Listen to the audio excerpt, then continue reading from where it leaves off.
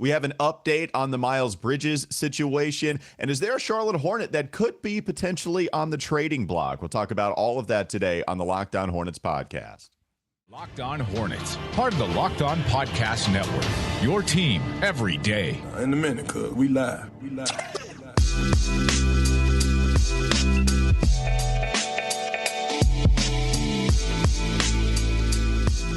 It's Locked On Hornets, a part of the Locked On Podcast Network. It's your team every day. Thanks for making us your first listen. We're free and available anywhere you get your pods. Thanks for joining us, especially after a little bit of a hiatus, just a teeny one in the off season. Took Friday off and then took Monday off, which is my fault. I've been on a trip. I've been traveling, doing a bunch of things. And so we're going to give you an episode the rest of the way, or at least try to. So I apologize. Do you forgive me, Doug? I know you were talking. I don't. Talk Hornets. I don't. I've been here languishing. My takes have been building up, and I'm ready to fire them off. Let's go.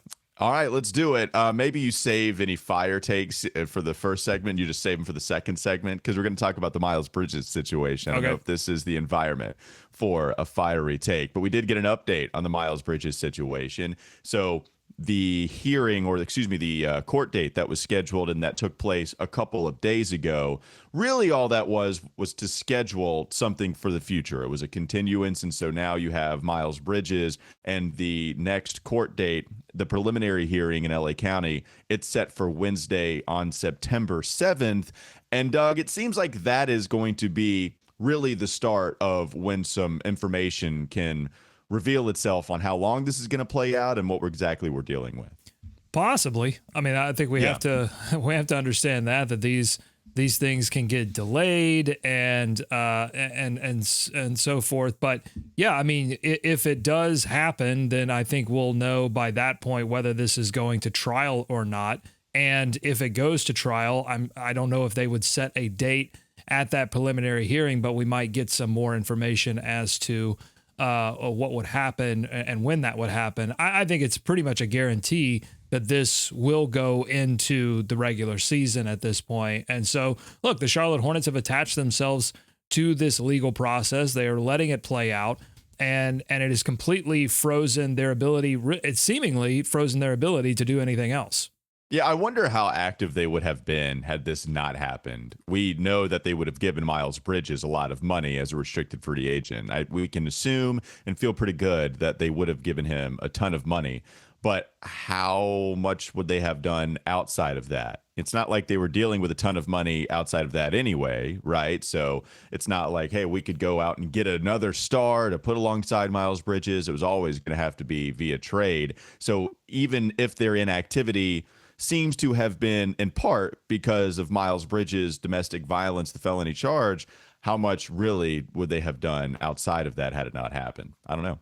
Yeah, it would have been really difficult, because I think that contract, had it gone where we thought it was going to go, would have put them close to that luxury tax, window, and that is not something that this franchise has been interested in pursuing, going into the luxury tax.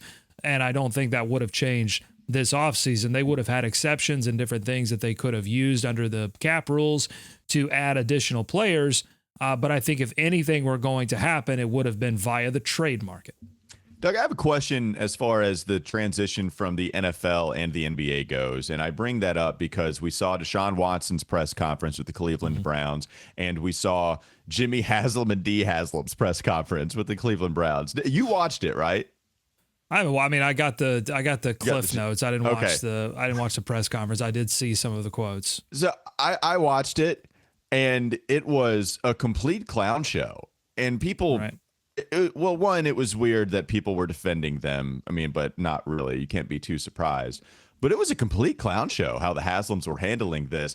Jimmy or D, anytime that somebody would be done with their comment, they would come in on the back end and said, wait, I just want to say something real quick. And if it weren't for the circumstances, it would be hilarious, because every time they opened their mouth, hey, just one other comment real quick. Hey, I just want to say this. It was always worse. It was bad to begin with, and then they would just take the steering wheel and completely take the car over into the ditch rather than just driving off the road, which were the initial comments. It was insane. Yeah, I mean, it's just breaking the shovels out. Yeah, and so if you kind of wind this back to what the Hornets' tact on all of this has been, it has been quiet. And I think the silence, and they've done some press releases and says, we're waiting on more information and so on and so forth. And that has, I think that has justifiably frustrated people who want a resolution, a very quick resolution to this.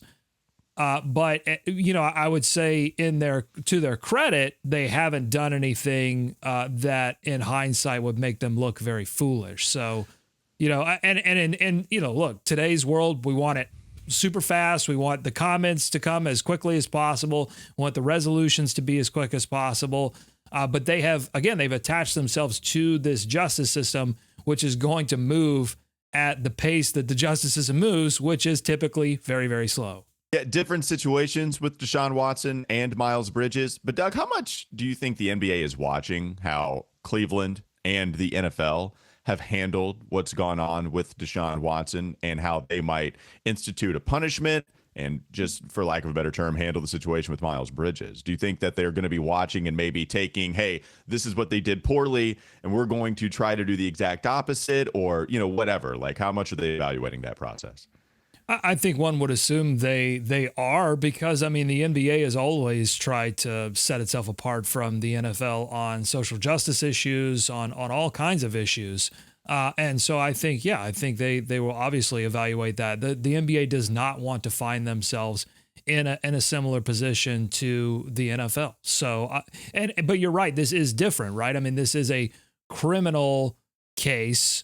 And as much as we talk about, Walker, what the team could do, release Miles Bridges or find some way out of the qualifying offer, as much as we talk about what the NBA could do in terms of punishments, we have to also understand that Miles Bridges is facing 3 felony counts and possibly multiple years in prison. Dude could be going to straight jail. So this isn't, that's what I'm saying as we kind of enter this process. Depending on what happens on September 7th, this could be going to a trial that determines whether Miles Bridges is able to walk freely or has to go to prison. So we've got a long way to go, and unfortunately, again, the Hornets are in this situation now where they are tied to this legal process, and which probably will not have a resolution going into the regular season. And so I think that Steve Clifford and the rest of the organization has to operate as if they're not going to have Miles Bridges at all. Well, and I'll finish up with a couple of thoughts. The one thing I continue to think about is when Judge Sue Robinson, she was the independent arbiter that took a look at the Deshaun Watson case that saw over 20 allegations of sexual assault / misconduct.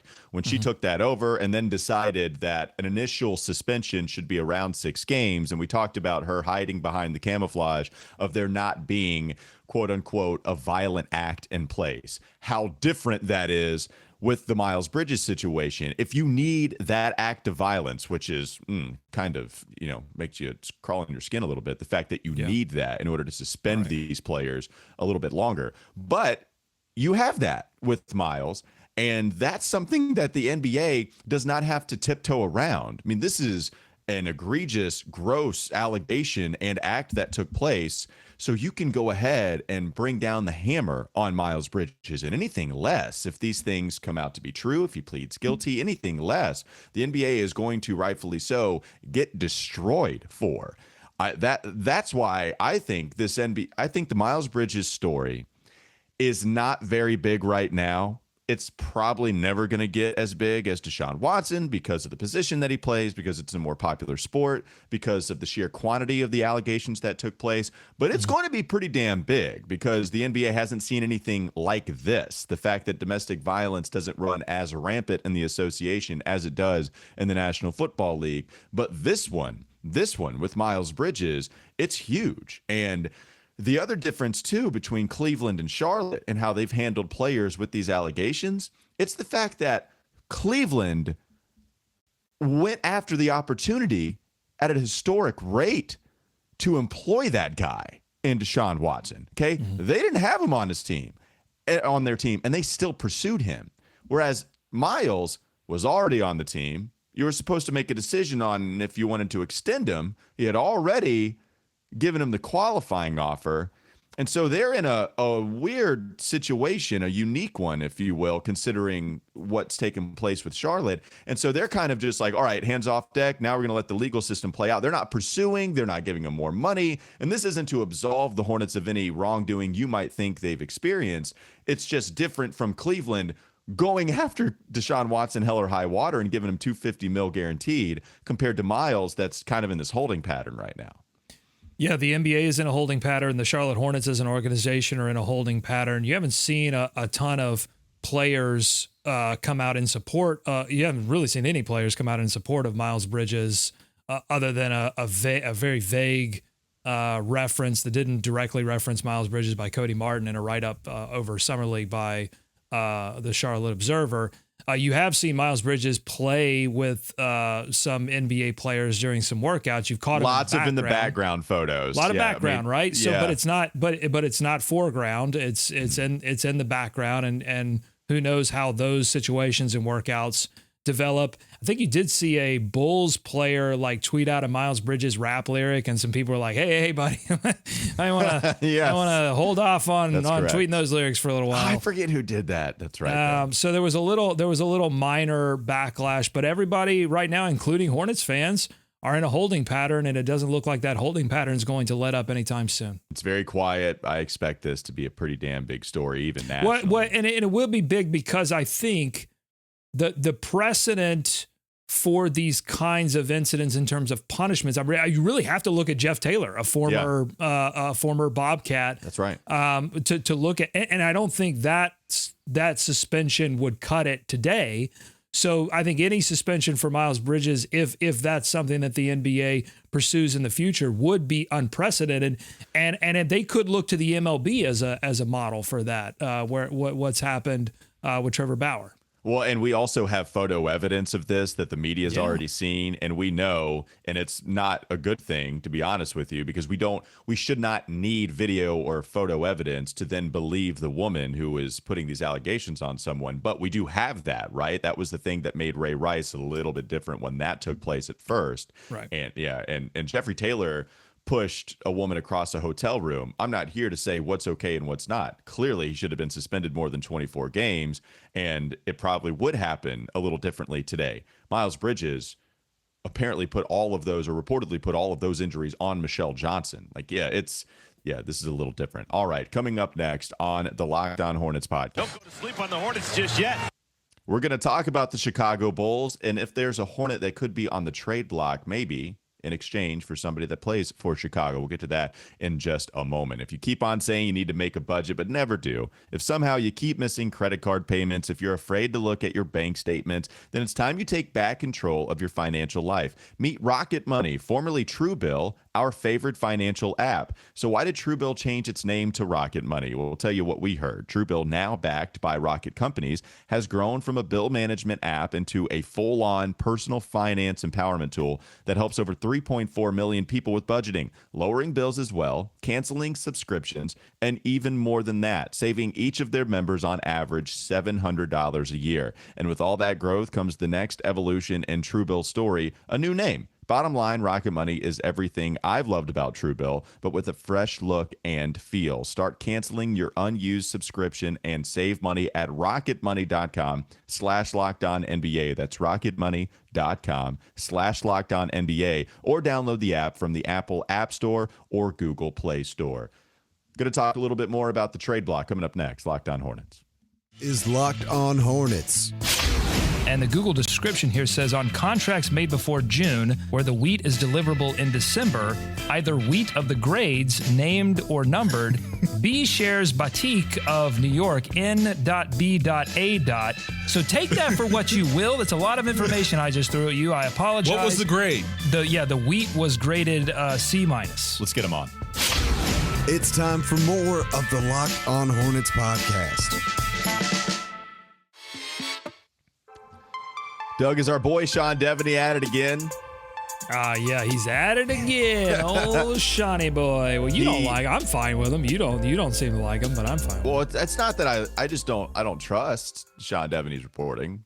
we haven't seen anything that leads us to believe that these things have actually taken place. And so with this latest reporting from Sean Devaney, he says, and I know you have the words up here, I think, right in front of your face, Doug, but Kelly Oubre is somebody that has been discussed that could be potentially on the move to Chicago. What would the details around that be?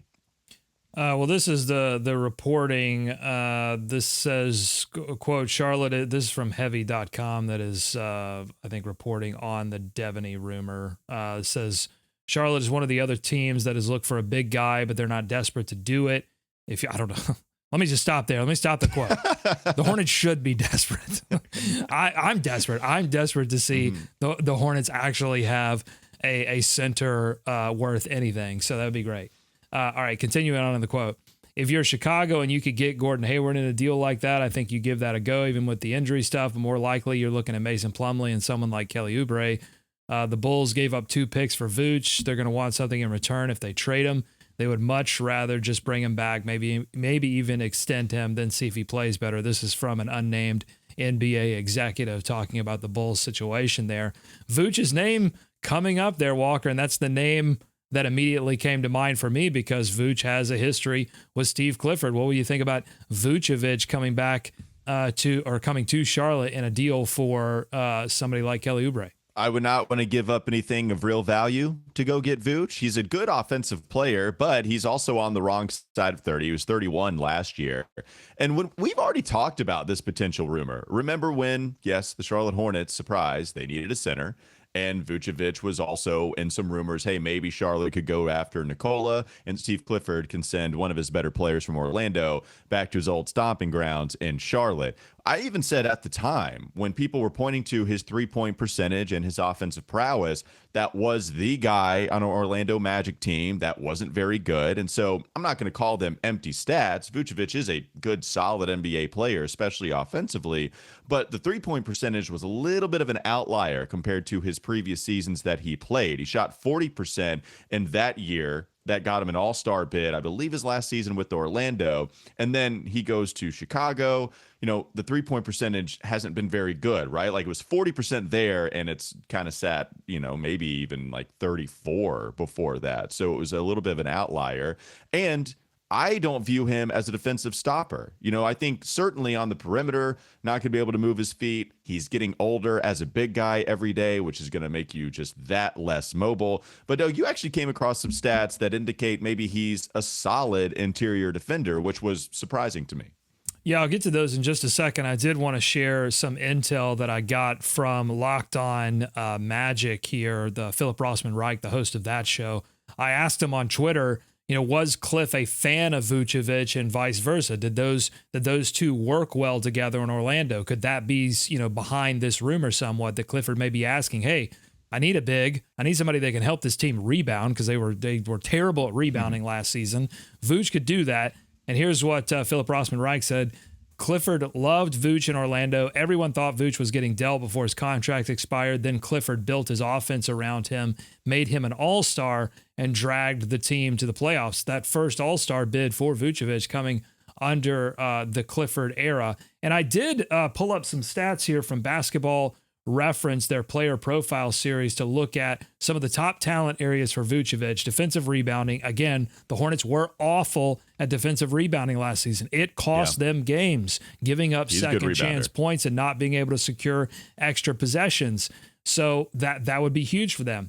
But also look at this second one, interior defense, a top talent area according to Basketball Index, offensive rebounding and playmaking. So if I scroll down here to those interior defense numbers, you can see rim deterrence, A-, percentage of rim shots contested, A+, rim contest per 75 possessions, A+, blocks per 75 possessions, B+, all of this relative to his position, center, and the rest of the league. But these post defense numbers look good. Now, perimeter defense wise, he's giving you nothing. Like, it's not a switchable defensive center. He is somebody that you are going to put in to drop coverage and pray. But, in terms of interior defense, I think this is at least, and this was for last season in that Chicago system, did well. Yeah, and I wonder, just based off of other people's opinions, real quickly, I've not done a deep dive on Vucevic and watched him play and looked at a ton of possessions for his interior defense. But based off, what Zach Lowe would talk about, and I know like Chris Haynes, I believe, just when they would discuss the Bulls, because they were such a fascinating team, the way that they went after it at the beginning of the season, they were awesome for so long, then they had some injuries. It felt like that defense was so reliant on Alex Caruso and Alonzo Ball wreaking havoc in the backcourt. I would imagine that would make a big man's life a lot easier, especially last season. And if you're looking at those defensive numbers and they're only indicating that last year that he did well in the position that he was put in, that might make some sense. I was still a little surprised to see some of these numbers. But if, Basketball Index is putting him as, hey, maybe we've underrated him as a defender, then maybe that's something that would help the Hornets. Mm-hmm. Again, I worry about the age and giving up anything of real consequence to go get that guy aging.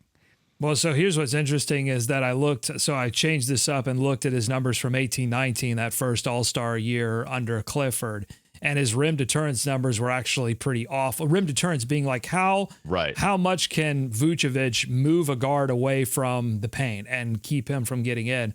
That grade drops all the way to an F. He was in the 11th percentile for that. But his rim protection numbers, once a guard got there or once some other player got to the rim, how well did he protect the rim? Those numbers still really good. Yeah, so maybe some interesting stuff there. But here's what I think is interesting too, is that look at these screening and roll numbers, Walker, and I didn't show you these for the Bulls, but they weren't very good last year when he wasn't a great screen and roll big for the Chicago Bulls, but he was an amazing screen and roll big under Clifford.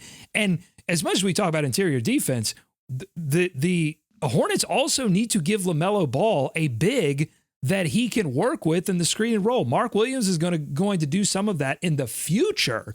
But next season, Vooch would be a really good screen and roll big, I think, for LaMelo Ball. I think he would work really well, not only on the roll, but also on the pick and pop. Well, yeah, and not necessarily a lob threat, you think, for Vooch, but the pick and pop would be something that would work for. No, but once he gets the ball in his hands, he's going to be solid. He knows what to do with it once he gets the ball in his hands. Oh no, I'm not. No, I agree with you for the most part. Yeah, I just think when you talk about the athleticism, when you think of a Montrezl Harrell, right, who we know was a good pick and roll player with LaMelo Ball, those two had a synergy that was awesome to watch, and there were a lot of lobs, there were a lot of dunks for Montrez where he'd look at you and get nasty with it. That's not what you're going to get from a Vooch on the pick and roll synergy that would take place between him and LaMelo, but he would do his damage in a different way. Like offensively, yeah, I mean, Vooch still a good player. I think an overrated shooter based off what he did his last season in Orlando, but still there is a very useful player offensively. And you mentioned the rebounds, Doug. Always been a good rebounder. It was always shown double digits. His average 11 like the last 6 seasons or something like that. If you go look at his basketball reference page. You got something else you want to talk about maybe with LaMelo before we move on to the next segment? Yeah, so I pulled this tweet up too. This is the guy who's behind Basketball Index, Cranges McBasketball on Twitter. Tim _NBA is the Can his real name just be Cranges McBasketball? Let's just call him Cranges. I would legally change it if it were me. Okay. But so he was comparing some numbers for LaMelo Ball in terms of his finishing, his 3-point shooting, playmaking relative to the rest of the league. And LaMelo has been excellent. But he's mentioning here, hey, let's get Ball a better roll and cut big, that roll gravity paired with his game. Because we talk a lot about how like LaMelo needs to finish better at the rim.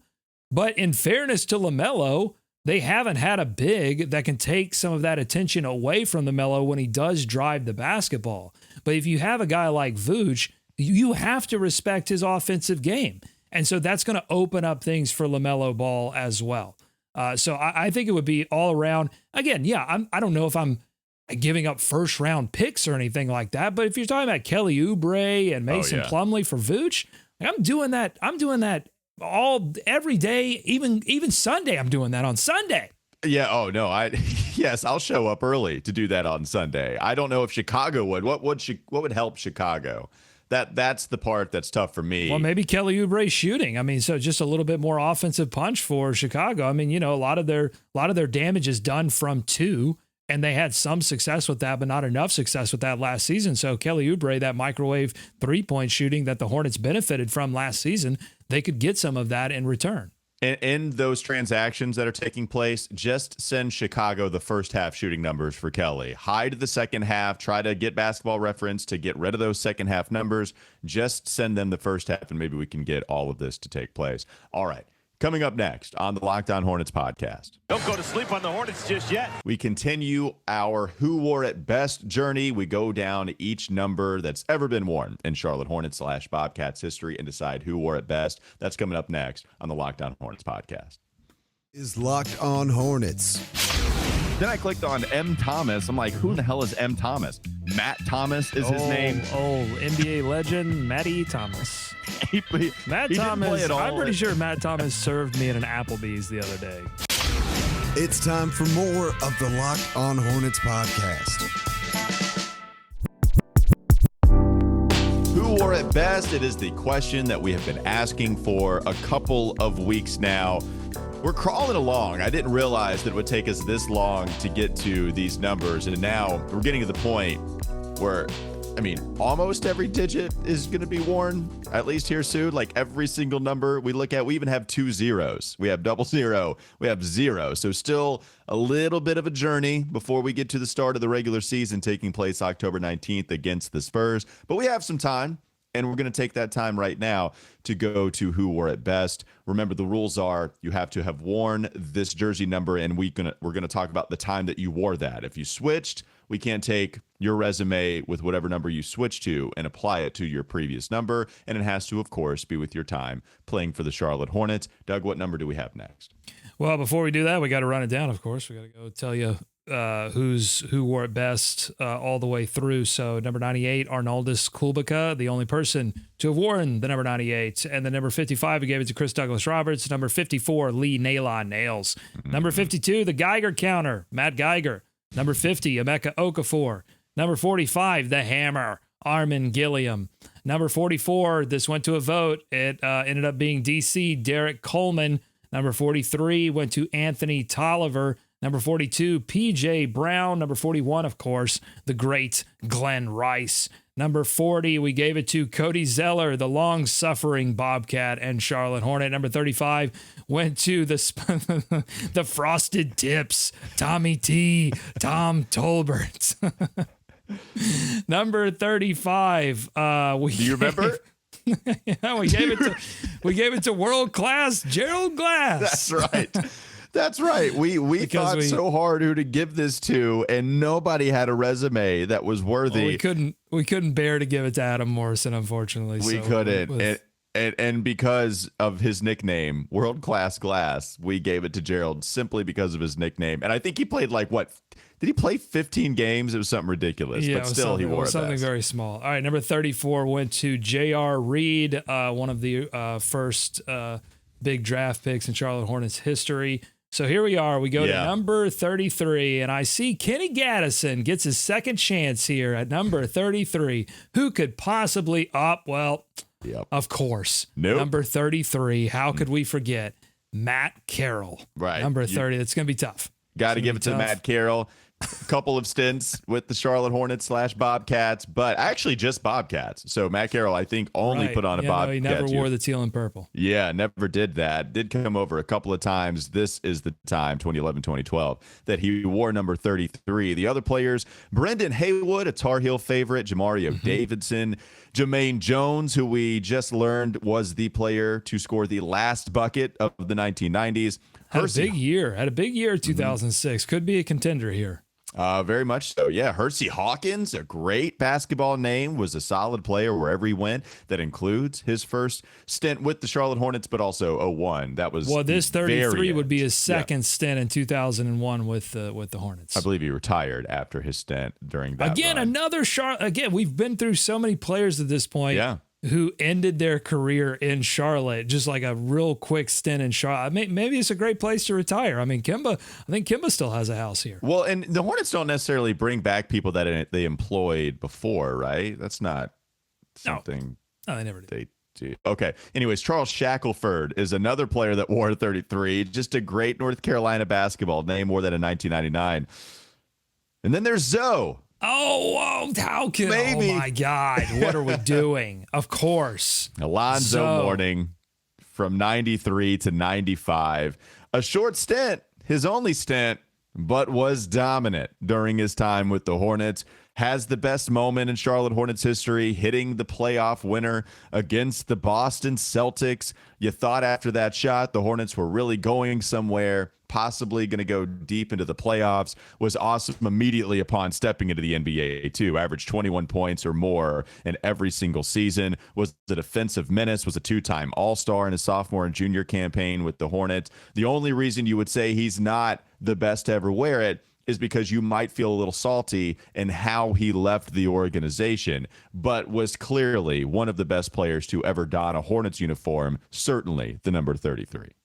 Well, it's interesting that Kenny Gaddison's name comes up here alongside Alonzo Mourning because the Charlotte Hornets were in a bit of a contract dispute with Alonzo Mourning coming into the league because back when Alonzo Mourning was coming into the league from college, players were a lot more seasoned. Like you were going to come in and immediately have an impact, especially if you were a top pick. And second, there was no rookie pay scale. So you could pay, Alonzo Mourning or whoever, you could pay these guys whatever you wanted to. And so they were demanding higher contracts. Alonzo Mourning held out and actually missed a few regular season games.